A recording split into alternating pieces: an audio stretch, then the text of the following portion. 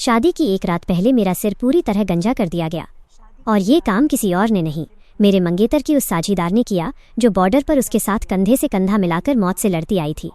और मेरा मंगेतर, वो बस चुपचाप खड़ा होकर ये सारा नज़ारा देखता रहा। अगले दिन वो बिना किसी झिझक के मुझे दुल्हन बनाकर ले जाने आ गया, बेखबर इस बात से कि जिस औरत से वो शादी करने जा रहा है वो अब उसकी रही ही नहीं। शादी से ठीक एक रात पहले उन्होंने मेरा सिर मुंडवा दिया। वो लंबे बाल जिन्हें मैंने 12 सालों तक संभाल कर बढ़ाया था, पल भर में खत्म हो गए। बिना किसी दया के एक एक बाल साफ कर दिया गया। मेरी खोपड़ी पर नीले काले रंग के निशान थे, हल्के से स्पर्श से भी जलन हो रही थी। कमरे में ठहाके गूंज रहे थे। सैरा अपने बालों की ऊंची पोनीटेल बनाए हाथ में इलेक्ट्रिक क्लिपर्स लिए खेल रही थी। उसने एक कुटिल मुस्कान के साथ नेट की तरफ देखा। तुम्हारी इस मंगेतर की सिचुएशनल अवेयरनेस कितनी घटिया है, नेट। शायद जब आप मिलिट्री कैंटोनमेंट के ऐशो आराम में पले बड़े होते हैं तो ऐसा ही होता है। कोई इसके रूम में घुसकर बाल साफ कर गया और इसे भनक तक नहीं लगी। ये बनेगी एक कमांडर की पत्नी। आसपास बैठे बटालियन कमांडर्स और एडवाइजर्स जोर जोर से हंसने लगे। ये गलत बात है एडवाइजर सेरा, एक ने बीच में कहा। वो सेडेटिव पाउच तो खुद कमांडर ने बेड के सिरहाने टांगा था, भला कोई अपने ही मंगेतर पर शक क्यों करेगा। सारा ने एक ठंडी सांस भरी, हाथ में क्लिपर्स हिलाते हुए ताना मारा, कल शादी है। लोग तो यही सोचेंगे कि कमांडर नेट पहाड़ों से किसी साध्वी को बेस पर ले आए हैं। कमरा फिर से हंसी के ठहाकों से गूंज उठा। इस मजाक के बीच नेट ने मेरी तरफ देखा और सिर्फ एक फीकी सी फॉर्मेलिटी वाली मुस्कान दी। ये मेरे वो साथी हैं जिन्होंने मेरे साथ बॉर्डर पर खून बहाया है, क्लोई। ये बस मजाक कर रहे हैं, दिल पर मत लो। वो एक पल रुका और फिर बोला, कल बस अपनी वेल और विग पहन लेना, किसी को पता नहीं चलेगा। तुम फिर भी कमांडर की पत्नी ही रहोगी और मैं तुम्हें पूरे सम्मान के साथ अपने घर लाऊंगा। मैं चुप रही।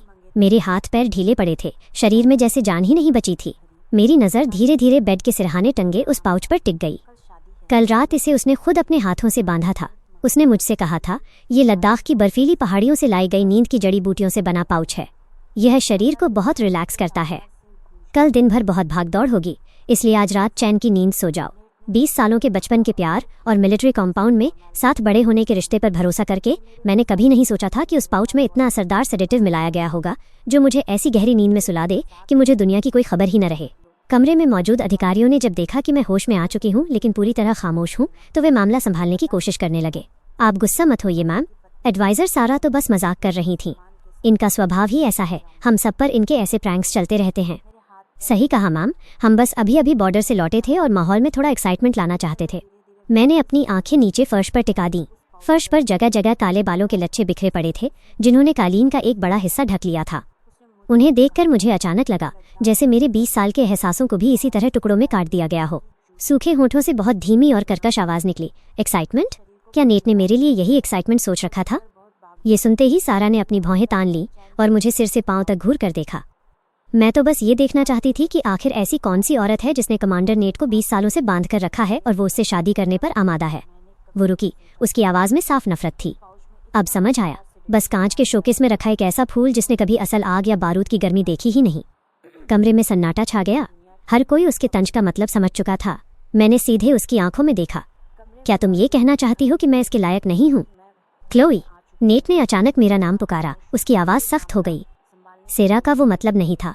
वो बचपन से ही मुंहफट है और जो मन में आता है बोल देती है। इससे इतनी छोटी सी बात पर बहस करने की जरूरत नहीं है। सारा तुरंत बीच में बोल उठी, मुझे लगता है तुम दोनों की जोड़ी जमती है या नहीं, इससे क्या फर्क पड़ता है? नेट तो शादी तुम ही से कर रहा है ना, फिर इतना ड्रामा क्यों कर रही हो? कल बस वेल पहनो और बात खत्म करो। ये उदास चेहरा बनाना बंद करो, देखने में भी चिढ़ होती है। लेकिन मैं फिर भी नहीं रोई। शुरुआत से लेकर अब तक मेरी आंखों से एक भी आंसू नहीं गिरा था। मैंने नेट की आंखों में आंखें डाली और एक एक शब्द पर जोर देते हुए पूछा, क्या तुम बस वहीं खड़े रहकर इसे इस तरह मेरी बेइज्जती करने दोगे? उसने एक ठंडी सांस भरी और मेरी तरफ कदम बढ़ाया। मेरा हाथ थामने के लिए हाथ आगे बढ़ाया, लेकिन उसके छूने से पहले ही मैं पीछे हट गई। वो एक सेकंड के लिए ठिठका, फिर उसकी आवाज़ थोड़ी नरम हुई। सारा मेरी वो साथी है जिसने मेरे साथ कंधे से कंधा मिलाकर मौत का सामना किया है। उसका स्वभाव ही ऐसा है। बोली कड़वी है लेकिन दिल में कोई खोट नहीं है। क्लोई, क्या हम इस बात को यहीं खत्म नहीं कर सकते? सेरा ने एक ठंडी सांस भरी और इलेक्ट्रिक क्लिपर्स को अपनी टैक्टिकल पाउच में वापस रख लिया। नेट अपनी बात समझाता रहा, क्लोई जरा बड़ी तस्वीर देखो, वो हर्बल पाउच मैंने ही तुम्हें दिया था, तो इस सब का कसूरवार मैं हूँ। अगर तुम्हें नफरत करनी ही है तो मुझसे करो। ये सुनने में एक माफ़ी जैसा लग रहा था, लेकिन उसके चेहरे पर एक अजीब सा यकीन था, जैसे उसे पूरा भरोसा हो कि मैं उससे कभी नफरत कर ही नहीं सकती। आखिर मैंने उससे 20 सालों तक बेइंतहा प्यार जो किया था।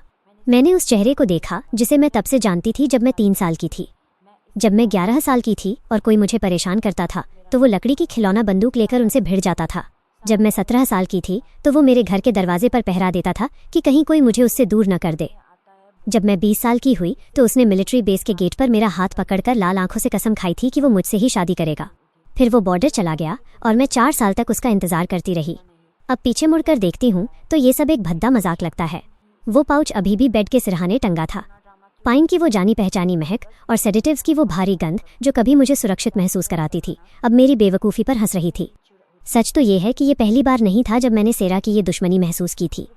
पिछले साल मैंने अपने पिता से बहुत मिन्नतें करके बॉर्डर पर नेट से मिलने की इजाज़त ली थी, लेकिन जब मैं वहाँ पहुंची तो वो खुश नहीं हुआ। वो सेरा के साथ ऑपरेशंस रूम में बंद रहा, मानो मेरा वहाँ होना उसके लिए कोई बहुत बड़ी रुकावट हो। मैंने 3 बार बुलावा भेजा, लेकिन बदले में दरवाजे पर चिपका एक नोट मिला, क्लोई और आवारा कुत्तों का अंदर आना मना है। उस वक्त मुझे बहुत गुस्सा और दुख हुआ था। मैंने उससे बहस की, लेकिन उसने सिर्फ इतना कहा, सारा का कोई गलत इरादा नहीं था, तुम बस ऑपरेशन के बीच में आ रही थी। मुझे तभी समझ जाना चाहिए था कि उसके दिल का तराजू कब का मेरी तरफ से झुक चुका था। बस मैं ही सच को स्वीकार नहीं कर रही थी, लेकिन अब उसकी कोई ज़रूरत नहीं थी। नेट अभी भी बेड के पास खड़ा था और वही बातें दोहरा रहा था जो उसे लगता था कि बहुत भावुक हैं। क्लोई, ज़रा बड़ी तस्वीर देखो, वो पाउच मैंने दिया था। सारा दोष मुझ पर डाल दो। अगर नफरत करनी है तो मुझसे करो और बात ख़त्म करो। जैसे ही नेट ने बोलना ख़त्म किया, सेरा ने अचानक टेबल से एक मिलिट्री डैगर उठा लिया। उसकी फुर्ती इतनी तेज़ थी कि किसी को संभालने का मौका ही नहीं मिला। उसने म्यान से धारदार चाकू निकाला और उसे अपने लंबे बालों पर रख दिया। उसकी आवाज़ में एक अजीब सी महानता झलक रही थी। बाल ही तो है ना, ज़्यादा से ज़्यादा मैं भी अपने बाल काट लेती हूँ तुम्हारी भरपाई करने के लिए। मैं सारा अपने फौजी भाई के लिए इतना तो कर ही सकती हूँ, बस तुम नेट से नफरत करने की हिम्मत मत करना। उसके शब्द जितने ठोस लग रहे थे, हाथ में पकड़ा चाकू बस बालों को छू भर रहा था। बाल काटने का उसका कोई वास्तविक इरादा नहीं था। मैंने उसका ये नाटक देखा। मुझे ये इतना हास्यास्पद लगा कि मेरे मुंह से एक तीखी हंसी निकल गई। तो काट लो। सारा का हाथ पल भर में वहीं थम गया। मैंने अपना सिर हल्का सा तिरछा किया और सीधे उसकी आंखों में देखते हुए एक एक शब्द साफ साफ कहा, काट कर दिखाओ। चाकू थोड़ा ऊपर खिसका, लेकिन उसमें कोई ताकत नहीं थी। बालों का एक तिनका तक नहीं कटा। सारा के चेहरे के हाव भाव बदलने लगे और उसकी आवाज़ उसकी हिचकिचाहट को बयां करने लगी।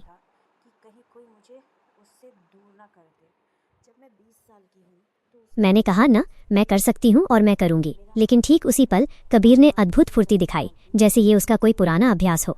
उसने अपनी कमर से पिस्तौल निकाली और उसकी बट से झटका मारकर चाकू दूर फेंक दिया।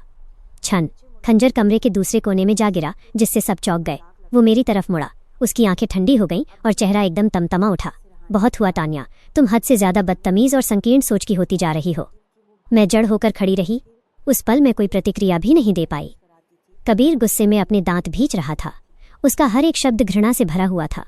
सारा मेरी वो साथी है जिसने मेरे साथ मौत का सामना किया है। वो ऐसी लड़की है जो माइनफील्ड में मेरे लिए गोली खा सकती है। तुम्हें कोई हक नहीं बनता कि तुम बार बार उसे नीचा दिखाओ। उसकी आवाज़ और भारी होती गई, जैसे मुझ पर कोई बोझ डाल रही हो। उसने 4 साल बॉर्डर पर काटे हैं। जितना तुमने अपनी पूरी जिंदगी में आंसू नहीं बहाए होंगे, उससे कहीं ज्यादा उसने अपना खून बहाया है। और तुम्हें हर औरत अपनी दुश्मन लगती है और तुम बात बात पर तमाशा खड़ा करती हो। सारा के दिल में ये देश है, उसके साथ ही हैं। तुम्हारे दिल में क्या है? मैं वहाँ खामोश खड़ी रही, महसूस कर रही थी कि मेरे अंदर कुछ परत दर परत टूट रहा है। सारा उसके पास खड़ी थी, धीरे से उसकी आस्तीन खींचते हुए, जैसे उसे रोकने का नाटक कर रही हो। कबीर, रुक जाओ, आखिर वो तुम्हारी होने वाली पत्नी है। लेकिन उसका रुकने का कोई इरादा नहीं था। तो क्या हुआ अगर वो मेरी मंगेतर है? कैंटोनमेंट की 4 दीवारी में ऐश की जिंदगी जी है इसने। इसकी सोच सुई की नोक से ज्यादा बड़ी नहीं है। सारा तो बस तुम्हारा अलर्टनेस लेवल चेक कर रही थी। स्पेशल फोर्सेस में दुश्मन से निपटने की ये सबसे बेसिक ट्रेनिंग होती है, लेकिन तुम इस बात को पकड़कर बैठ गई हो। तुमने तो हद ही कर दी। उसे अपना सिर मुंडवाने पर मजबूर कर रही थी। क्या तुम्हें इतना भी नहीं पता कि शरीर और बाल माँ बाप की अमानत होते हैं? मैं न हिली, न मेरे मुंह से एक शब्द निकला, लेकिन उसका बोला हर जुमला किसी जंग लगे चाकू की तरह था, जो एक झटके में नहीं काटता, बल्कि धीरे धीरे घिस घिस कर गहरा घाव देता है। मैंने खुद से न जाने कितनी बार कहा था कि मुझे इस इंसान को छोड़ देना चाहिए, लेकिन इस पल मेरा दिल ऐसे रो रहा था जैसे उसे कुचल दिया गया हो। वो दर्द मेरी रगों में दौड़ गया। मैंने फर्श पर बिखरे बालों के टुकड़ों को देखा और मेरा दिमाग एकदम साफ हो गया। एक बात इतने स्पष्ट रूप से सामने आई कि उससे इनकार नहीं किया जा सकता था। मुझे वाकई उससे नफरत होने लगी थी। जैसे ही भोर हुई, कमरे के बाहर कदमों की आहट गूंजने लगी। कबीर के चेहरे का रंग तुरंत बदल गया। उसने जल्दी से बाकी लोगों को पीछे की खिड़की की तरफ बढ़ाया। वे दीवार लांघकर ऐसे गायब हो गए जैसे कभी वहां थे ही नहीं। एक पल बाद दरवाज़ा खुला। मेरी माँ हाथ में गरम गरम सूप का कटोरा लिए अंदर आई। तान्या, कल तुम्हारा बड़ा दिन है, मैंने तुम्हारे लिए। इससे पहले कि वो बात पूरी करती, कटोरा उनके हाथों से छूटकर ज़मीन पर गिर गया और ज़ोर से टूट गया। गरम सूप चारों तरफ फैल गया। वो वहीं सुन पड़ गईं। उनकी आंखें मेरे सिर पर टिकी थीं और होंठ बिना आवाज़ के कांप रहे थे। तुम्हारे बाल कहाँ गए? जब उन्होंने नीचे देखा और फर्श पर बिखरी लंबी जुल्फें देखी तो वो लगभग गिर ही पड़ी। ये क्या हुआ? किसने किया ये? दीवार के पीछे से मुझे एक बहुत हल्की सी हंसी सुनाई दी। वो इतनी धीमी थी लेकिन इतनी साफ थी कि मुझे अच्छे से पता था कि वो किसकी है। मैंने आगे बढ़कर अपनी माँ का हाथ थामा। उनका पूरा शरीर कांप रहा था। मैंने धीरे से कहा, माँ सब ठीक है। लेकिन उनके आंसू रुक ही नहीं रहे थे। कल शादी है, तुम ऐसे मंडप में कैसे बैठोगी? पूरे कैंटोनमेंट के लोग देख रहे हैं। हम मल्होत्रा परिवार को क्या जवाब देंगे? मैंने सीधे उनकी आंखों में देखा। मेरी आवाज़ इतनी शांत और बेपरवाह थी कि मुझे खुद अपनी आवाज़ अजनबी लगी। माँ, मैंने अभिमन्यु रॉय को मैसेज कर दिया है। दूल्हा बदल रहा है। वो एक पल के लिए ठिठकी, लेकिन उन्होंने एक भी सवाल नहीं पूछा। उन्होंने खामोशी से अपने आंसू पोंछे और मुड़कर बाहर चली गईं। शाम तक मुझे सिर्फ कुछ शब्दों का जवाब मिला। शादी तय वक्त पर ही होगी, बाकी सब मुझ पर छोड़ दो। उस रात मैं सोई नहीं। मैं खिड़की के पास बैठी रही, अपने उस हाथ से बनाए हुए जोड़े को सहलाती रही जिसे तैयार करने में मैंने 6 महीने लगाए थे। उसका एक एक धागा मेरी उन उम्मीदों से बुना था जो मैंने एक इंसान से लगाई थी।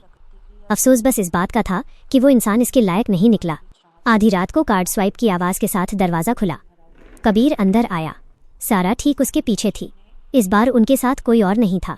उसने मुझे शादी का जोड़ा सहलाते देखा तो उसके चेहरे पर पछतावे की एक झलक चमकी। लेकिन इससे पहले कि वो कुछ बोल पाता, सेरा उससे पहले बोल उठी, तानिया, अब हमारा हिसाब बराबर हो गया। मैंने नज़र उठाकर उसकी तरफ देखा। क्या मतलब? सारा आगे बढ़ी और उसने अपनी जैकेट का कॉलर नीचे किया जिससे उसकी गर्दन और कंधे दिखाई देने लगे। वहाँ गहरे लाल रंग के लव बाइट्स के निशान थे जो कपड़ों के नीचे तक जा रहे थे। एक ऐसा मंजर जो बेहद घिनौना था। वो जो सेडेटिव था ना, वो सेंट्रल नर्वस सिस्टम पर असर डालता है। कम डोज मिले तो इंसान बहक जाता है, ज़्यादा मिले तो बेहोश हो जाता है। तुमने ज़्यादा डोज ली तो तुम मुर्दे की तरह सो गई, लेकिन उस पर इसका असर अलग हुआ। उसने अपने होंठ भींचे। उसकी टोन इतनी कैजुअल थी जैसे वो किसी मामूली बात पर चर्चा कर रही हो। जब मैंने तुम्हारे लिए वो पाउच में डाला था तो लगता है थोड़ा बच गया था। किसे पता था कि ये खुद पर काबू खो देगा। खैर, तुमने अपने बाल खोए और मैंने अपनी वर्जिनिटी। हिसाब बराबर। मैंने उसके शरीर पर बने उन निशानों को देखा और फिर धीरे से अपनी नज़र कबीर पर टिका दी। वो शुरू से अंत तक खामोश खड़ा रहा। उसने ना कोई सफाई दी, ना इनकार किया और यकीनन उसे कोई पछतावा भी महसूस नहीं हो रहा था। कुछ देर बाद कबीर मेरी तरफ एक कदम बढ़ा। उसकी आवाज़ धीमी हो गई, जैसे उसने बोलने से पहले बहुत सोचा हो। तानिया, मैंने सारा की पवित्रता खराब की है। मुझे उसे इसका जवाब देना होगा। मुझे लगता है हमें कल की शादी फ़िलहाल टाल देनी चाहिए। टाल देनी चाहिए? फिर से? जब मैं 17 साल की थी तब उसने मुझसे ज़िंदगी भर का वादा किया था। तब से 7 साल बीत चुके थे। मेरी जवानी उन 2 शब्दों के बीच लटकती रही, थोड़ा और इंतज़ार करो। भले ही अब मेरा उससे शादी करने का कोई इरादा नहीं था, फिर भी मैंने सीधे उसकी आंखों में देखा और एक साफ सवाल पूछा, किस हक से? कबीर ने भौहें सिकोड़ी, जैसे उसे समझ ही ना आया हो कि मैं क्या कह रही हूँ। तुमने क्या कहा? मैंने एक एक शब्द साफ साफ दोहराया। मैंने पूछा, किस हक से तुम मुझे शादी टालने के लिए कह रहे हो?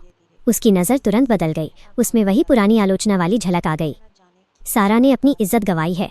क्या तुम्हारे अंदर ज़रा सी भी हमदर्दी नहीं बची? तानिया, तुम इतनी पत्थरा दिल कब से हो गई? उसके पास खड़ी सराह ने जल्दी जल्दी हाथ हिलाए। एक बड़ा दिल दिखाने का नाटक करते हुए कहा, रहने दो कबीर, सच में मुझे इन सब से फ़र्क नहीं पड़ता। हम वो साथी हैं जिन्होंने साथ में मौत देखी है। यह इतनी बड़ी बात नहीं है। लेकिन कबीर ने सख्ती से सिर हिलाया। नहीं, तुमने मेरी वजह से अपनी पवित्रता खोई है। मुझे तुम्हें एक सही पहचान देनी होगी। वो रुका और फिर अपनी बात आगे बढ़ाई। उसकी टोन में अब एक साफ चालाकी थी। एक बार जब मैं ये आने वाला बॉर्डर मिशन पूरा कर लूँ तो मैं रिपोर्ट फाइल करूंगा और तुम्हें डिपेंडेंट बेनिफिट्स दिलाने के लिए कागजी कार्रवाई पूरी करूंगा। मैं तुम्हें कैंटोनमेंट में ले आऊंगा। सारा एक पल के लिए रुकी, फिर मेरी तरफ मुड़ी। और तानिया का क्या? कबीर ने मेरी तरफ देखा। उसकी आवाज़ एकदम शांत थी, जैसे वो कोई बहुत सामान्य इंतजाम कर रहा हो। समय के हिसाब से उससे वादा पहले किया गया था। तुम बाद में आई तो कायदे से देखा जाए तो वही कमांडर की पत्नी रहेगी, आधिकारिक तौर पर शादीशुदा और सम्मानित। वो रुका, फिर सहजता से बोला, और तुम बस हमारे साथ रहोगी। किसी की हिम्मत नहीं होगी कि कोई एक शब्द भी कहे। सारा ने सिर हिलाया। वो संतुष्ट लग रही थी। यह ठीक रहेगा। वैसे भी मुझे खोखले टाइटल्स की कोई परवाह नहीं है। मैं उन दोनों को देखती रही। ऐसा लग रहा था जैसे मेरे सामने कोई घटिया नाटक चल रहा हो। काफ़ी देर बाद मैंने धीरे से पूछा, क्या तुम पागल हो गए हो? कबीर मेरी तरफ मुड़ा। उसकी आवाज़ फिर से नरम हो गई, जैसे वो किसी बच्चे को बहलाने की कोशिश कर रहा हो। मेरे दिल में दोनों का दर्जा अलग है। वो मेरी साथी है, लेकिन तुम मेरी पत्नी हो। कागजों पर पहला हक तुम्हारा ही रहेगा और मेरे दिल में सबसे ज़्यादा कद्र तुम्हारी ही है। ये सुनकर मेरे मुंह से एक तीखी हंसी निकल गई। अब मुझे इस बात से रत्ती भर फर्क नहीं पड़ता था कि उसके दिल में मेरी कोई जगह है भी या नहीं। मैं कल की शादी नहीं टाल रही हूँ। कबीर का चेहरा पल भर में काला पड़ गया। तानिया, क्या तुम्हारा बदतमीज़ और ज़िद्दी होना ज़रूरी है? मैंने उसकी तरफ देखा। मेरी आवाज़ में कोई भावना नहीं बची थी। मैं सही हूँ या गलत, इससे कोई फ़र्क नहीं पड़ता। मैं कल शादी के मंडप में सही वक्त पर पहुँचूंगी। उसने काफ़ी देर तक मुझे घूरा, फिर आखिर में अपने दांत भींचते हुए सिर हिलाया।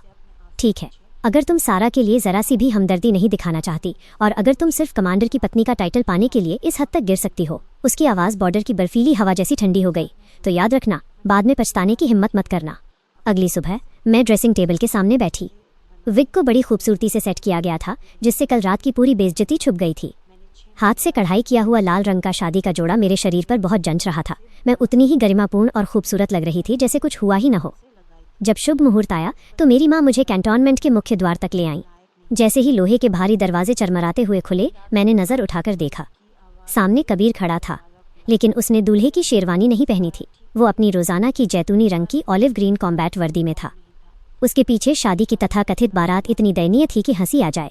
न कोई सजी हुई गाड़ियाँ, न मिलिट्री बैंड और न ही रास्ते पर बिछी लाल सिल्क। वहाँ बस 2 मिलिट्री ट्रक खड़े थे और कुछ लोग इधर उधर बिखरे हुए थे। फूलों का एक गुलदस्ता तक नजर नहीं आ रहा था। मुझे बाहर आते देख कबीर ने राहत की सांस ली और तेजी से आगे बढ़ा।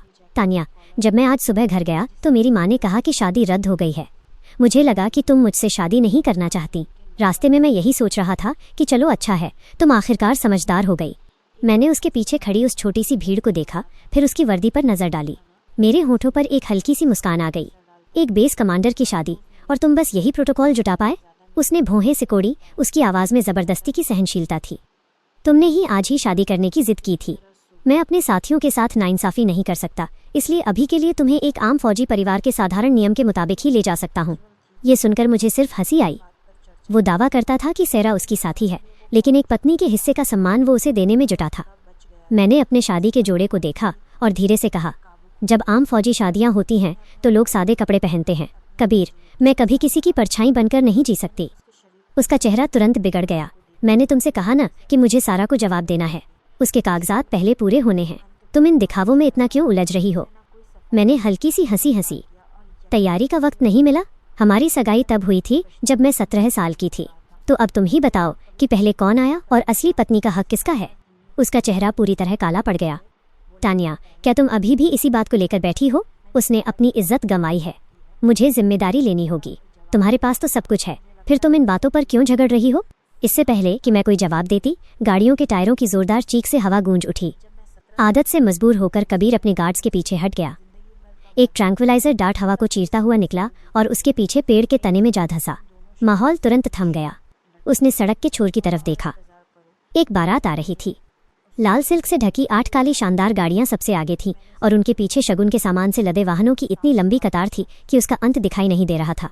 मिलिट्री बैंड बजने लगा और पूरी सड़क पर लाल कालीन बिछा दिया गया। मिलिट्री मीडिया के लोग एक साथ उनके पीछे पीछे चल रहे थे। पूरा कैंटोनमेंट एकदम खामोश हो गया। उस पूरी कतार के बीच में अभिमन्यु रॉय सफ़ेद रंग के शादी के सूट में सीना ताने खड़ा था। उसकी ठंडी नज़रें नीचे खड़े कमांडर कबीर पर टिकी थीं। मेरी पत्नी, और तुम्हारी इतनी हिम्मत कि तुम इसे इतने साधारण तरीके से ले जाने की सोच रहे हो।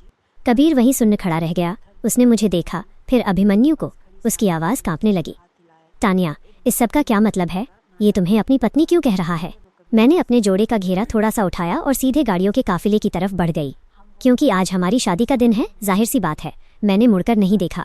मेरा शुभ मुहूर्त खराब मत करो कबीर। पीछे से मुझे बूटों की बदहवास आहट सुनाई दी। कबीर तेजी से आगे बढ़ा। मेरा हाथ पकड़ने के लिए हाथ फैलाया, लेकिन इससे पहले कि वो मुझे छू पाता, ईस्टर्न कमांड के गार्ड्स ने उसे रोक लिया और बेहद सफाई से जमीन पर पटक दिया। उसकी आवाज़ में घबराहट और अविश्वास था। क्या? तुमने क्या कहा? तुम्हारी सगाई मेरे साथ हुई थी। तुम सिर्फ मुझसे शादी कर सकती हो। तुम ऐसा कैसे कर सकती हो? मैं मुड़ी और सीधे उसकी आंखों में देखा। मेरे शब्द एकदम साफ और बर्फीले ठंडे थे। मैं तानिया रॉय किसी की मोहताज बनकर नहीं रहूंगी, और यकीनन ऐसी परछाई तो बिल्कुल नहीं जो कभी रोशनी न देख सके। कबीर का चेहरा गुस्से और शर्म से लाल हो गया। वो जल्दबाजी में सफाई देने लगा। वो तो बस एक अस्थायी योजना थी। मैंने तुम्हें समझाया तो था सारा के बारे में। मैंने उसे बात पूरी नहीं करने दी, बीच में ही काट दिया। मुझे उसकी हालत से कोई लेना देना नहीं है। मुझे बस इतना पता है कि तुमने मुझे 17 साल की उम्र से इंतज़ार कराया है। मैंने 4 साल इंतज़ार किया, फिर 3 साल और। बार बार तुमने मुझसे इंतज़ार करने, झुकने और समझदार बनने की मांग की। मैंने उसकी तरफ देखा, मेरी आवाज़ इतनी शांत थी जैसे मैं किसी अजनबी से बात कर रही हूँ। कबीर, अब बहुत हो गया। इतना कहकर मैं मुड़ी और काफिले के बीच खड़ी बुलेट प्रूफ गाड़ी में बैठ गई। जैसे ही गाड़ी का दरवाज़ा बंद हुआ, मैंने शीशे से देखा कि वो वहीं सुन्न खड़ा था। उसके चेहरे पर साफ डर था, जैसे उसे समझ ही ना आ रहा हो कि अभी क्या हो गया। अभिमन्यु रॉय सामने खड़ा होकर झुके हुए कबीर को हिकारत और बेपरवाही से देख रहा था। कमांडर कबीर, मैंने अभी तुम्हें कहते सुना कि तुम तानिया को अपने परिवार में एक साधारण फौजी आश्रित के तौर पर लाना चाहते थे। कबीर ने सिर उठाया। उसकी आंखों में अब भी बगावत चमक रही थी। अभिमन्यु के होठों पर एक हल्की सी मुस्कान आई, लेकिन आंखों में ठंडक बनी रही। मुझे वाकई ताज्जुब होता है। तुम्हें ऐसा क्यों लगा कि रॉय परिवार की इकलौती बेटी, ईस्टर्न थिएटर कमांड के होने वाले चीफ की पत्नी, तुम जैसे इंसान की मोहताज बनकर रहेगी? कबीर ने आखिरकार अपना सिर झुका लिया, अपने दांत भींचते हुए बोला, लेकिन हमारी सगाई पहले हुई थी। अभिमन्यु ने कोई बहस नहीं की। उसने अपनी जेब से 2 दस्तावेज निकाले और कबीर की तरफ फेंक दिए। यह सेंट्रल मिलिट्री कमीशन के पॉलिटिकल डिपार्टमेंट से अप्रूव्ड मैरिज सर्टिफिकेट है। तानिया के साथ मेरी शादी पूरी तरह से दर्ज, कानूनी और नियमों के मुताबिक है। पूरे मिलिट्री डिस्ट्रिक्ट को आज की शादी की खबर है। उसने अपने हाथ वापस जेब में डाले। उसकी नजरें और सख्त हो गईं। दूसरी तरफ, नियमों के मुताबिक तुम्हें इस वक्त लद्दाख बॉर्डर पर अपनी पोस्ट पर होना चाहिए था, लेकिन तुम यहाँ हो। लगता है तुम्हें तानिया का भेजा हुआ सगाई तोड़ने का लेटर नहीं मिला। कबीर के चेहरे का रंग उड़ गया। अभिमन्यु ने बोलना जारी रखा। उसकी आवाज़ सामान्य थी, लेकिन हर शब्द कबीर को और कोने में धकेल रहा था। बॉर्डर सुरक्षा नियमों का उल्लंघन, बिना इजाज़त अपनी पोस्ट छोड़ना और बिना किसी ऑर्डर के अपनी टीम को राजधानी लेकर आना, इनमें से कोई भी एक बात तुम्हारी वर्दी छीनने के लिए काफ़ी है। और मिलिट्री ग्रेड सेडेटिव्स का गलत इस्तेमाल और शहर में हथियार लाना तो अलग बात है। वो रुका। उसकी आंखें बर्फ जैसी ठंडी थीं। क्या तुम अंदाज़ा लगाना चाहोगे कि मिलिट्री विजिलेंस को इस बारे में पता चला है या नहीं? कबीर का चेहरा मुर्दे जैसा सफ़ेद पड़ गया। गाड़ी थिएटर कमांड के एक बड़े बंगले के सामने जाकर रुकी। जब तक शादी की सारी रस्में पूरी हुईं, पूरी तरह रात हो चुकी थी। बंगले के अंदर रोशनी और फूलों की सजावट जगमगा रही थी। मेहमान एक एक करके जाने लगे और माहौल धीरे धीरे शांत हो गया। बेडरूम का दरवाज़ा खुला और अभिमन्यु रॉय मेरे पीछे अंदर आया। उसने आगे बढ़कर हल्के से मेरी विग को छुआ। उसके होठों पर एक हल्की सी मुस्कान आ गई। उसकी आवाज़ थोड़ी नरम हुई। कबीर बाहर खड़ा है। वो पिछले 2 घंटे से घुटनों के बल बैठा है। कह रहा है कि उसे तुमसे आखिरी बार मिलना है। मैंने शीशे में से उसे देखा। मेरी आवाज़ एकदम सपाट थी, लेकिन मैं उससे नहीं मिलना चाहती। अभिमन्यु ने कुछ नहीं कहा, बस बिना आवाज़ किए उसके होंठ हिले। मैंने उसके होठों की हरकत को पढ़ा और तुरंत समझ गई, डिसिप्लिनरी कमेटी पास में ही है। मैं एक पल के लिए रुकी, फिर सिर हिलाया। ठीक है, मैं उससे मिलूंगी। अभिमन्यु ने एक अलग गेस्ट रूम का इंतजाम किया, जहां बाहर गार्ड्स तैनात थे और उस मुलाकात की पूरी ऑडियो और वीडियो रिकॉर्डिंग हो रही थी। जब मैंने दरवाज़ा धक्का देकर खोला तो देखा कि कमरा लोगों से भरा हुआ था। कबीर बीच में खड़ा था और उसके दोनों तरफ स्पेशल फोर्सेस ब्रिगेड के ऑफिसर्स थे। सारा भी वहीं थी। जैसे ही उन्होंने मुझे देखा, सारे ऑफिसर्स घुटनों के बल बैठ गए और एक साथ सिर झुका लिया। मिस रॉय, कृपया कमांडर कबीर को माफ़ कर दीजिए। एक ऑफिसर रेंगते हुए आगे बढ़ा। उसका गला घुट रहा था। वो आपसे सच में बहुत प्यार करते हैं। बॉर्डर पे वो हर दिन आपके बारे में बात करते थे। हम सब ने सुना है। ये सच है। मिशन के दौरान वो हमेशा आपका दिया हुआ वो धागा अपने पास रखते थे। वो कहते थे कि मिशन खत्म होते ही घर जाकर आपसे शादी करेंगे। वो उस धागे को किसी खजाने की तरह संभालते थे, किसी को छूने तक नहीं देते थे। मिस रॉय, आप दोनों का 20 साल का रिश्ता है। आप ऐसे ही मिन्नतें एक के बाद एक चलती रहीं। हर जुमला उस कथित गहरे प्यार से भरा हुआ था, लेकिन मेरे दिल में सब कुछ ठहरा हुआ था, बिना किसी हलचल के। बस बहुत हुआ। सारा की आवाज़ अचानक गूंजी। वही अकेली थी जो घुटनों पर नहीं बैठी थी। वो सीधी खड़ी थी। उसकी ठुड्डी ऊपर उठी हुई थी और उसकी आंखों में हिकारत थी। तुम सब घुटनों पर क्यों बैठे हो? इसने ऐसा क्या कर दिया है कि तुम सब इसके सामने झुक रहे हो? उसने मेरी तरफ देखा। उसके होठों के कोने पर एक कड़वी मुस्कान थी। तानिया रॉय, मैंने वाकई तुम्हें कम समझा था। कल तुम विक्टिम बनने का नाटक कर रही थी और आज तुम सीधे अभिमन्यु रॉय से चिपक गई और ईस्टर्न कमांड की बहू बन गई। सीढ़ी चढ़ने का तुम्हारा ये हुनर वाकई कमाल का है। मैंने कोई जवाब नहीं दिया। मेरी नज़रें ठंडी हो गई और मैंने उसे देखा।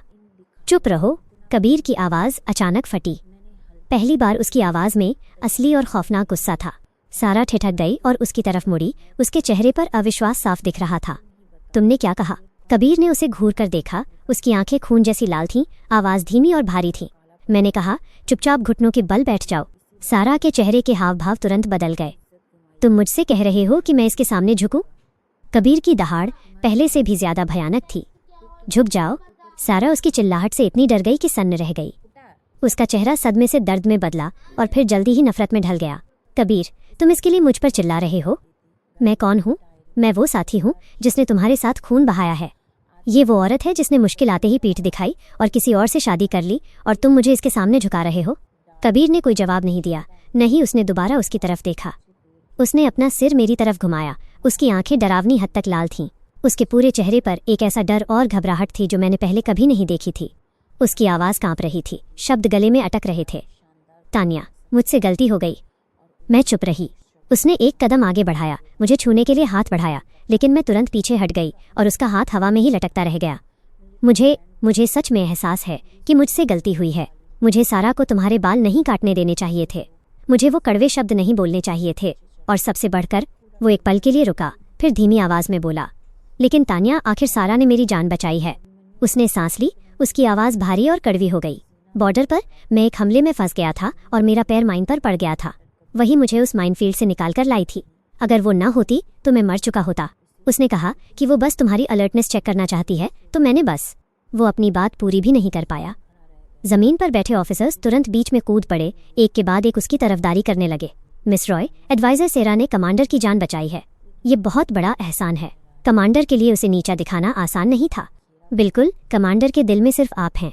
वो बस एहसान के तले दबे होने के कारण उसे मना नहीं कर पाए। मिस रॉय, आप दोनों का 20 साल का इतिहास है। आप इसे इस बात पर खत्म नहीं कर सकती। मिन्नतें जारी रहीं, ऊपर से सच्ची लगती हुई, लेकिन अब मेरे लिए उनका कोई मतलब नहीं था।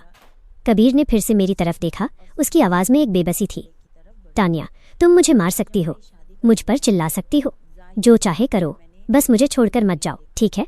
उसकी आंखें लाल थीं। उनमें एक ऐसी भीख थी जो पूरी तरह से बर्बादी की कगार पर लग रही थी।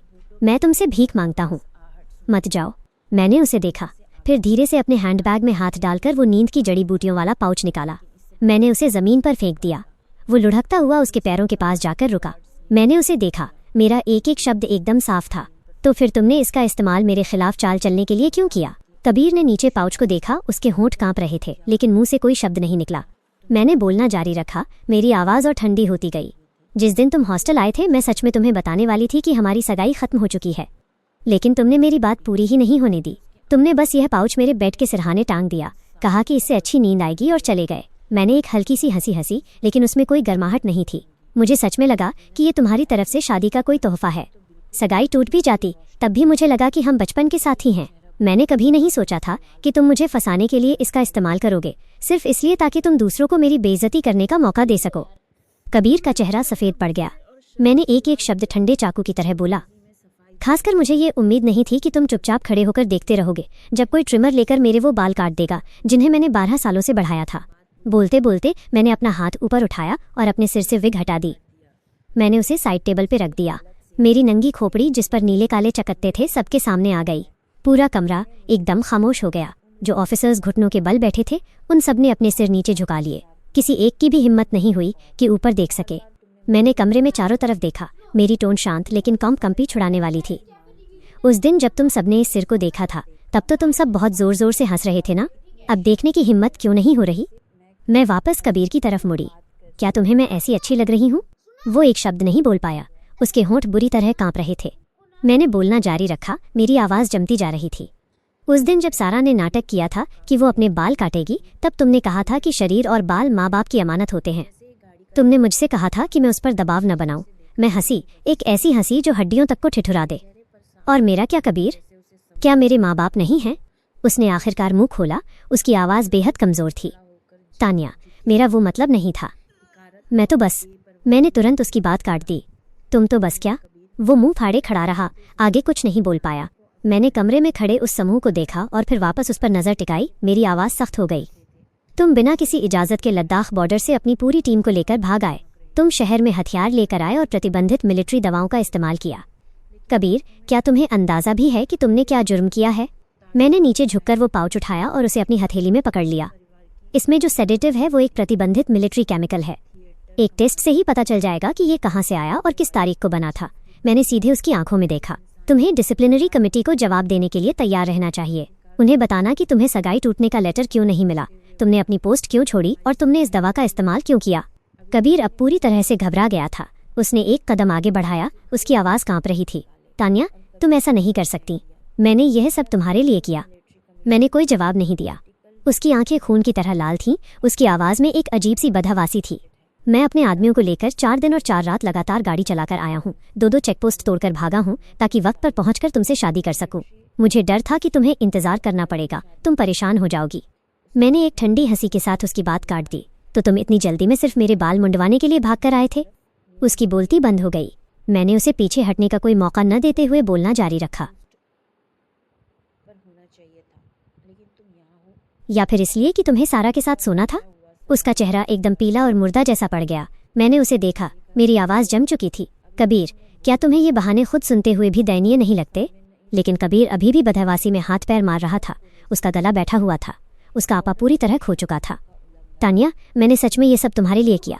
अगर मुझे तुम्हारी परवाह ना होती तो मैं लद्दाख से इतनी दूर गाड़ी चलाकर बेस तक क्यों आता? हमने 3 गाड़ियां खराब कर दी। हम 3 दिन और 3 रात सोए नहीं हैं। इससे पहले कि वो अपनी बात पूरी कर पाता, पर्दे के पीछे से एक ठंडी और रोबदार आवाज़ आई जिसने उसे पूरी तरह खामोश कर दिया। बस बहुत हुआ। पूरा कमरा एक पल में सन्न रह गया। पर्दे के पीछे का गुप्त दरवाज़ा धीरे से खुला और हरे रंग की वर्दी में एक अफसर बाहर निकला। उसके कंधों पर लगे स्टार्स और बैज देखकर वहां मौजूद हर इंसान का रंग उड़ गया। वो सेंट्रल मिलिट्री कमीशन की डिसिप्लिनरी कमेटी की जांच टीम के हेड चीफ शर्मा थे। कमरे का माहौल एकदम श्मशान जैसा शांत हो गया। कबीर का चेहरा राख जैसा सफ़ेद पड़ गया, उसके घुटने कांपे और वो एक भारी आवाज़ के साथ फर्श पर गिर पड़ा। चीफ शर्मा ने उसे देखा। उनकी आवाज़ बहुत ऊंची नहीं थी, लेकिन रोंगटे खड़े कर देने वाली थी। बहुत बढ़िया, स्पेशल फोर्सेस ब्रिगेड के कमांडर कबीर। उनकी नज़र कमरे में घूमती हुई ज़मीन पर पड़े ऑफिसर्स पर जाकर रुकी। वाकई बहुत बढ़िया, अपनी पोस्ट छोड़कर भागना और मिलिट्री नियमों की धज्जियां उड़ाना। उन्होंने हाथ से एक छोटा सा इशारा किया। तुरंत बाहर से मिलिट्री पुलिस के जवान अंदर घुस आए, जिससे आधा कमरा भर गया। सीमा सुरक्षा नियमों का उल्लंघन करने वाले और बिना इजाज़त हथियार लाने के सभी संदिग्धों को तुरंत हिरासत में लिया जाए और अलग अलग पूछताछ की जाए। एक पल में कमरे में हड़कंप मच गया। चीफ, रहम कीजिए, हम बस आदेश का पालन कर रहे थे, कृपया हमें माफ़ कर दीजिए। लेकिन मिलिट्री पुलिस का एक भी जवान नहीं डिगा। एक एक करके सबको घसीटकर बाहर ले जाया गया। रोने, गिड़गिड़ाने और भीख मांगने की आवाज़ें एक घटिया शोर की तरह गूंजती रहीं और फिर दूर जाकर गायब हो गईं। कुछ ही लम्हों में कमरा आधा खाली हो चुका था। चीफ शर्मा की नज़र अब सारा पर टिकी। उसका चेहरा मुर्दे जैसा पीला था, शरीर से खून की एक एक बूंद निचोड़ ली गई हो जैसे। जानबूझकर हमला करना, संपत्ति को नुकसान पहुंचाना, प्रतिबंधित मिलिट्री केमिकल का इस्तेमाल करना और बिना इजाज़त ड्यूटी से भागना। उन्होंने धीरे धीरे कहा, उनका हर शब्द किसी भारी पत्थर जैसा था। तुम बताओ, मिलिट्री कानून के मुताबिक तुम्हारे साथ क्या किया जाना चाहिए? सारा पागलों की तरह घुटनों के बल बैठकर अपना सिर जमीन पर पटकने लगी। थोड़ी ही देर में उसके माथे से खून निकलने लगा। चीफ, रहम कीजिए, मैंने देश की सेवा की है। मैंने कमांडर कबीर की जान बचाई है। क्या देश की सेवा करने का मतलब यह है कि तुम कानून को जेब में लेकर घूमोगी? उन्होंने उसकी बात कड़क आवाज़ में काट दी। क्या जान बचाने का मतलब यह है कि तुम किसी के कमरे में घुसकर उसका सिर मुंडवा दोगी? जो इंसान अपने पुराने एहसानों के घमंड में अंधा होकर मिलिट्री नियमों को कुछ न समझे, उसे क्या सज़ा मिलनी चाहिए? सारा ने मुंह खोला, लेकिन उसके पास बोलने के लिए एक शब्द नहीं था।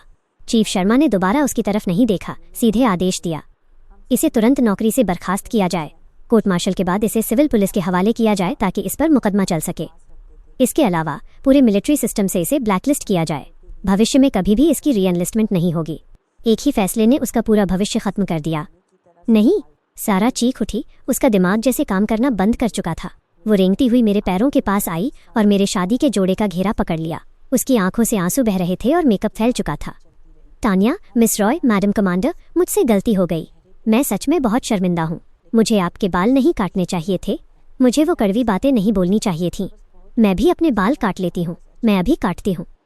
उसने कांपते हाथों से अपनी जेब से ट्रिमर निकाला और मेरी तरफ बढ़ा दिया। आपको जितने बाल काटने हैं काट लीजिए, बस कृपया मुझे नौकरी से न निकलवाइए। मैंने उसे हाथ भी नहीं लगाया। ट्रिमर एक बजती हुई मेटेलिक आवाज़ के साथ फर्श पर जा गिरा। मैंने नीचे उसे देखा। मेरी आवाज़ एकदम सपाट थी। मिलिट्री के नियम पहाड़ की तरह अटल होते हैं। कानून किसी का एहसान नहीं मानता। सारा सन रह गई। मैंने धीरे से अपने जोड़े का घेरा उसकी पकड़ से छुड़ाया। मेरी आवाज़ में एक ठंडी कड़वाहट थी। तुमने कभी मुझे एक ऐसी परजीवी औरत कहा था जो सिर्फ पैसों और रुतबे की भूखी है, तो फिर अब इस वक्त खुद घुटनों के बल बैठकर भीख मांगने को तुम क्या कहोगी? उसके पास कहने को कुछ नहीं बचा था। वो सिर्फ कांप सकती थी। मिलिट्री पुलिस आगे बढ़ी और उसे घसीटकर बाहर ले गई। दरवाजे से गायब होने से पहले उसकी आंखों का भाव भीख मांगने से बदलकर नफरत में बदला और फिर सिर्फ और सिर्फ एक अंतहीन अंधकार में ढल गया। इस पूरे दौरान कबीर ने एक बार भी उसकी तरफ नहीं देखा। चीफ शर्मा उसकी तरफ मुड़े। उनकी आवाज़ का टोन और गंभीर हो गया। कबीर मल्होत्रा, तुम पर मिलिट्री अनुशासन तोड़ने, सरकारी संपत्ति का गलत इस्तेमाल करने, ड्यूटी से भागने और बिना इजाज़त किसी के घर में घुसने का आरोप है। इन्हें जांच पूरी होने तक आइसोलेशन सेल में बंद रखा जाए। मिलिट्री पुलिस ने तुरंत कदम बढ़ाए। उसे उठाकर खड़ा किया गया। जैसे ही वो दरवाजे के पास पहुंचा, वो मुड़ा। उसकी आवाज़ पूरी तरह बैठी हुई थी। टानिया। मैंने न तो उसकी तरफ देखा और न ही कोई जवाब दिया। वो कुछ और कहना चाहता था, लेकिन जवान उसे घसीट कर ले गए। आखिरकार कमरे में खामोश सन्नाटा छा गया। चीफ शर्मा ने मेरी तरफ देखा। उनका लहजा थोड़ा नरम हुआ। मिस रॉय, मुझे अफसोस है कि आपको ये सब झेलना पड़ा। मैंने अपना सिर हिलाया। इंसाफ करने के लिए शुक्रिया चीफ। मुझे नहीं लगता कि मेरा कुछ खोया है। उन्होंने बिना कुछ कहे सिर हिलाया और मुड़कर चले गए। बाहर कॉरिडोर में अभिमन्यु रॉय एक खंभे से टेक लगाए खड़ा था। उसके हाथ में एक मिलिट्री साइनेट रिंग थी। वो बेपरवाही से उससे खेल रहा था और मुझे बाहर आते देखकर ही उसने उसे जेब में रखा। उसने मेरी तरफ देखा। उसकी आवाज़ बहुत धीमी और प्यारी थी। सब खत्म हो गया? मैंने सिर हिलाया। अभिमन्यु ने मेरी तरफ देखा और अचानक हल्का सा हंसा। उसकी टोन में एक अलग ही राज छिपा था। मुझे सच में लगा था कि तुम शायद आखिरी बार उस पर थोड़ा तरस खाओगी। मैंने नज़र उठाकर उसे देखा। तुम्हारे कहने का क्या मतलब है? उसने बहुत बेपरवाही से जवाब दिया। कबीर मल्होत्रा।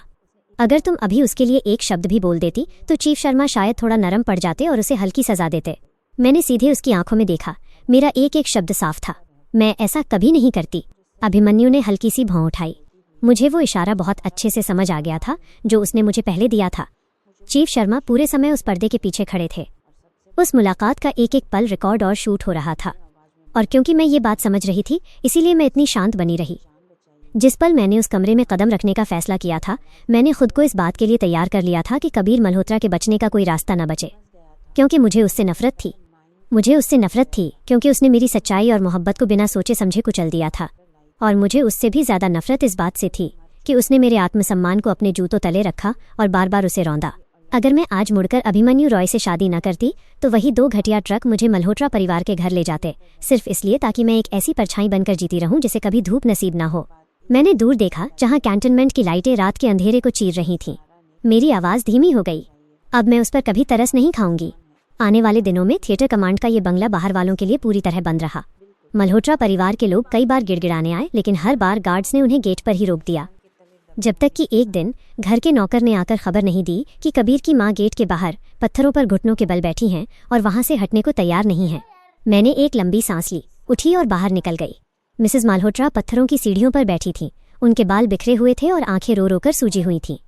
मुझे देखते ही वो रेंगती हुई आगे आईं और उन्होंने मेरे सूट का घेरा पकड़ लिया। उनका गला पूरी तरह रुंधा हुआ था।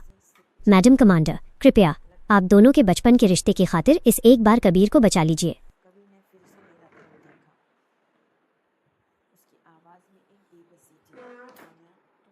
जब वो छोटा था तो अपनी हर चीज़ सबसे पहले तुम्हारे लिए बचाकर रखता था।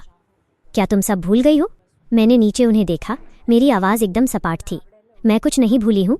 उनकी आंखों में तुरंत उम्मीद की एक चमक आई, लेकिन मैंने अपनी बात जारी रखी। मैं ये भी नहीं भूली हूँ कि जब उसने किसी और को मेरे बाल मुंडवाने दिए तो वो उसी के पक्ष में खड़ा रहा और मुझे संकीर्ण सोच वाली कहता रहा। उनका चेहरा सख्त पड़ गया। और मैं ये तो बिल्कुल नहीं भूली हूँ कि वो मुझे मल्होत्रा परिवार में एक आम आश्रित का दर्जा देकर ले जाना चाहता था और ऊपर से मुझे ही एहसान फरामोश बता रहा था। उनका चेहरा धीरे धीरे राख जैसा सफ़ेद पड़ता गया। शुरू से ही आपके परिवार ने मुझे हमेशा नीचा देखा है, तो फिर अब यहाँ आकर भीख मांगने का क्या मतलब है? मैंने बहुत शांत आवाज़ में कहा। कृपया अपने घर लौट जाइए आंटी। उनके आंसू फिर से बह निकले। लेकिन वो तुमसे सच में बहुत प्यार करता है। वो तो बस सैरा के बहकावे में आ गया था। मेरे चेहरे का भाव नहीं बदला। मिलिट्री के नियम पहाड़ की तरह अटल होते हैं। कानून किसी का एहसान नहीं मानता। उनकी बातें गले में ही अटक कर रह गईं। मैंने अपने सूट का घेरा उनकी पकड़ से छुड़ाया और मुड़कर अंदर चली गई। पीछे रोने की बिलखती आवाज़ें गूंजती रहीं, लेकिन मैं दोबारा नहीं रुकी। उसी शाम अभिमन्यु आया। वो मेरे सामने बैठ गया और चुपचाप मुझे देखता रहा जब मैंने अपनी विग उतारी, जिससे सिर पर नए नए उगने शुरू हुए छोटे छोटे बाल दिखाई देने लगे। कुछ देर बाद वो आखिरकार बोला, तुम वाकई में बहुत शांत हो। मैंने अपना हाथ बालों पर फेरा और मुस्कुराई। वैसे भी ये दोबारा उग ही जाएंगे। वो अपनी कुर्सी पर पीछे की ओर झुका। उसकी आवाज़ थोड़ी नरम हुई। मैं हमेशा सोचता था कि कोई इंसान सिर्फ एक रात में अपने सालों पुराने एहसासों को इस तरह कैसे मिटा सकता है। मेरा हाथ एक सेकंड के लिए थम गया। उसने बोलना जारी रखा। मुझे लगा था कि मुझे अभी भी बहुत लंबा इंतज़ार करना पड़ेगा। मैं उसकी तरफ देखने के लिए मुड़ी। इंतज़ार? तुम्हारे कहने का क्या मतलब है? उसकी नज़रें गंभीर हो गईं। मतलब ये कि मैं तुम्हें बहुत लंबे समय से पसंद करता हूँ।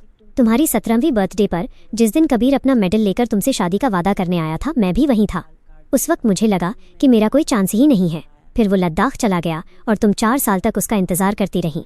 मुझे लगा तुम्हारा दिल सिर्फ उसी का है। उसने एक हल्की सी मुस्कान दी। जब तक कि तुमने मुझे कॉल करके ये नहीं पूछा कि क्या मुझ में तुमसे शादी करने की हिम्मत है। उस रात मैं खुशी के मारे सो नहीं पाया था। उसकी आवाज़ धीमी हो गई। मैं हमेशा इंतज़ार कर रहा था उस दिन का जब तुम उसे सच में अपने दिल से निकाल दोगी। मैं काफ़ी देर तक उसे घूरती रही। मेरे पास बोलने के लिए शब्द ही नहीं थे। और अगर मैं वैसी ही बेवकूफ़ बनी रहती तो, अगर मैं फिर भी उसी से शादी करना चाहती तो। उसने अपनी भौं उठाई। उसकी टोन में एक बेपरवाह अंदाज था। तो फिर मैं ऐसा बवंडर खड़ा करता कि ये मिलिट्री कमीशन भी मुझे तुम्हें छीनकर ले जाने से नहीं रोक पाता। मैं उसे घूरे बिना नहीं रह सकी। तुम वाकई बहुत घमंडी हो। वो हंस पड़ा। थोड़ा बहुत दुल्हन छीनना तो चलता है, इसके लिए कोई मेरी वर्दी तो उतारने से रहा। मैं भी उसके साथ हंस पड़ी। इस बार एक सच्ची और दिल से निकली हंसी। फिर अभिमन्यु की मुस्कान धीरे धीरे गायब हो गई और उसकी नज़रें बेहद प्यार भरी हो गईं। उसने हाथ बढ़ाकर अपनी उंगलियां मेरे छोटे बालों पर बहुत सहलाते हुए फेरी। तानिया, आज के बाद कोई तुम्हें कभी इंतज़ार नहीं कराएगा। वो एक पल रुका और फिर बोला, मैंने फ्रांस से खास तौर पर 20 से ज़्यादा विग्स मंगवाई हैं। उनके साथ मैचिंग ज्वेलरी के सेट्स भी हैं। जब तक कि तुम्हारे बाल वापस लंबे नहीं हो जाते, तुम हर दिन अपना स्टाइल बदल सकती हो। मैंने उसकी तरफ देखा और मेरी नाक में एक अजीब सी चुभन होने लगी, लेकिन इस बार ये दर्द की वजह से नहीं था। खिड़की के बाहर कैंटोनमेंट की लाइटें बहुत जगमगा रही थीं। लद्दाख की बर्फीली हवाएं अब इस जगह तक नहीं पहुंच सकती थीं। मेरी बाकी की जिंदगी अब कभी ठंडी नहीं होने वाली थी।